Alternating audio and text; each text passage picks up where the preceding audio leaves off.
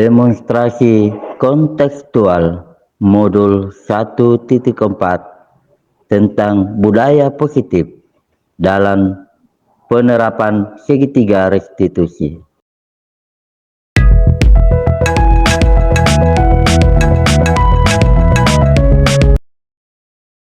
Penjelasan saya pada segitiga restitusi adalah suatu dialog yang dilakukan oleh guru dan orang tua untuk dapat menghasilkan murid atau anak yang bertanggung jawab dan mandiri, menciptakan kondisi yang lebih baik terhadap murid sehingga murid bisa memperbaiki kesalahan mereka, kembali menciptakan karakter kuat yang ada dalam diri murid kita.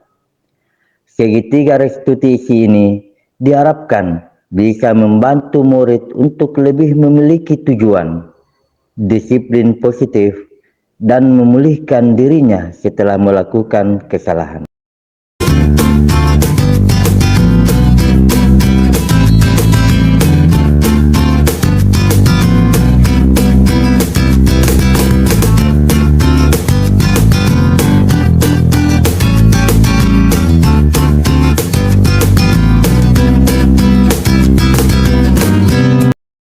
Menstabilkan identitas, di mana menstabilkan identitas ini akan berdasarkan prinsip-prinsip membuat kesalahan adalah bagian dari proses pembelajaran. Berikutnya, menggeser identitas gagal ke identitas sukses. Yang kedua, validasi tindakan yang salah. Di mana validasi tindakan yang salah ini ada 3 aspek yang saya paparkan, yaitu berdasarkan prinsip setiap perilaku berusaha memenuhi kebutuhan tertentu. Yang berikutnya, guru akan bergeser dari pemikiran stimulus menjadi proaktif. Dan yang ketiga, mengakui dan mengenali kebutuhan murid akan memperbaiki hubungan dengan murid. Segitiga restitusi yang ketiga, tahapannya adalah menanyakan keyakinan, di mana murid akan diberikan pertanyaan-pertanyaan yang bermakna untuk memunculkan motivasi secara intrinsik. 2. Mampu mengaitkan keyakinan dengan tindakan yang salah. Baiklah, di demonstrasi ini saya akan menampilkan 2 kasus. Contoh kasus yang pertama, Radit murid kelas 6 saat ke sekolah tidak menggunakan sepatu sehingga ketua kelasnya melaporkan hal tersebut kepada saya.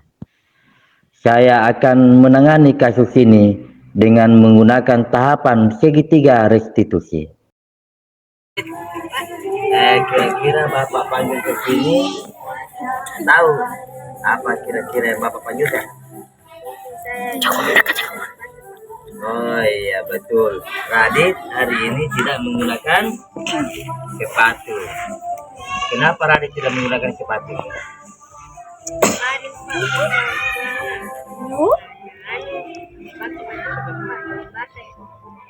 Basah. Kemarin kan hujan, jadi sepatunya basah. Jadi hari ini tidak menggunakan sepatu karena sepatunya basah. Ya, memang kemarin hujan. Nah, otomatis kebanyakan temannya termasuk Radit, termasuk juga Bapak kehujanan pulang. So, jadi wajar kalau sepatunya basah. Nah, cuma bagusnya barangkali untuk mengantisipasi supaya sepatunya basah, kira-kira Radit harus melakukan apa? Iya, mencari kantong plastik untuk sepatunya supaya tidak basah. Nah sekarang keyakinan di sekolah kita, aturan di sekolah kita itu apa Radit? Iya, kenapa kita harus menggunakan sepatu pada saat ke sekolah?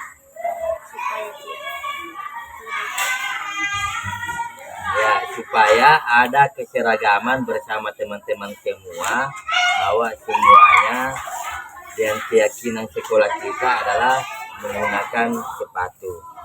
Disiplin, keseragaman, kerjasama menggunakan sepatu supaya keyakinan sekolah kita berjalan dengan lancar. Nah sekarang apa yang akan Radit lakukan tentang keyakinan sekolah kita? Ya, menggunakan sepatu untuk disiplin. Nah sekarang apa yang harus Radit lagi lakukan supaya keyakinan sekolah kita berjalan dengan lancar? Ya, menentukan baju, apalagi kalau pulang saat musim hujan, diamankan sepatunya, diamankan bajunya, carikan kantong plastik supaya tidak basah untuk digunakan keesokan hari ini. Nah, cara pada hari ini Bapak support kepada Radit karena Radit bersedia jujur dan sudah berjanji untuk menegakkan keyakinan yang ada di sekolah kita tentang penggunaan sepatu. Dan apabila musim hujan, cari jalan bagaimana caranya supaya baju sepatu kita tidak basah, sehingga keesokan harinya tidak ada lagi hal yang Radit lakukan melanggar keyakinan sekolah. Jadi apa perjanjiannya Radit untuk menegakkan keyakinan sekolah kita? Iya, berjanji lagi untuk tidak mengulangi perbuatannya. Terima kasih nah. Iya. Assalamualaikum warahmatullahi wabarakatuh. Perkenalkan nama saya Raditya, kelas 6. Saya tadi dipanggil oleh Bapak, yaitu Hikmah. Saya tadi melanggar aturan, yaitu tidak memakai sepatu. Dan insya Allah kedepannya saya akan memakai sepatu. Contoh kasus 2. Raka siswa kelas 6 memukul temannya saat temannya mencontek pekerjaannya saat belajar bahasa Indonesia. Ya Pak. Raka kan di kelas berapa sekarang? Kelas 6 Pak. Kelas 6. Tadi waktunya Bapak mengajar di kelas 5, ada laporannya temannya ke ruangan Bapak bahwa Raka memukul temannya. Kira-kira apa kesalahan yang Raka sudah lakukan sehingga Bapak panggil ke sini? Memukul temanku Pak. Nah, memukul teman. Jadi apakah memukul teman itu perbuatan bagus? Iya Pak. Nah sekarang apa yang menyebabkan Raka memukul temannya? Mencontek pekerjaanku Pak. Oh, contek pekerjaan tak? Iya Pak. Pelajaran apa tadi contek pekerjaan tak? Bahasa Indonesia Pak. Bahasa Indonesia. Nah, sekarang apakah pekerjaan mencontek itu baik? Tidak Pak. Apakah memukul temannya itu bagus? Tidak Pak. Nah sekarang Raka kan dicontek pekerjaannya. Kalau Raka marah, Raka wajar. Raka marah wajar karena dicontek pekerjaannya. Tapi jangan juga memukul temannya. Nah sekarang kalau di sekolah kita adakah aturan atau keyakinan yang menyuruh temannya memukul temannya? Tidak. Jadi apa yang Raka lakukan tadi itu memukul temannya itu hal yang tidak boleh. Tapi di satu sisi Raka juga Bapak benarkan karena kenapa? Karena saya juga kalau dicontek pekerjaan itu pasti saya marah juga. Cuma bagusnya barangkali diingatkan sama temannya bahwa jangan mencontek. Nah sekarang keyakinan yang Raka terapkan di sekolah kita apa kira-kira keyakinan sekolah kita? Tidak memukul teman Pak. Keyakinan pertama di sekolah kita agar selalu silaturahmi bersama dengan teman berjalan dengan baik adalah tidak memukul Teman, keyakinan sekolah kita adalah tidak memukul. Nah sekarang, keyakinan apa yang Raka akan lakukan sehingga perbuatan atau kejadian tersebut tidak terulang lagi? Menasihati temanku, Pak. Menasihati teman. Apalagi yang Raka harus lakukan sehingga saling pukul itu sudah tidak ada lagi? Meminta maaf, Pak. Meminta maaf dengan siapa? Nah, dengan temannya. Meminta maaf dengan temannya dan menyuruh temannya bahwa mengatakan kepada temannya bahwa perbuatan itu tidak bagus, adalah mengkonsep pekerjaannya teman. Jadi keyakinan yang Raka, janji Raka kepada Bapak itu tidak akan berbuat apalagi. Ya itu keyakinan ya.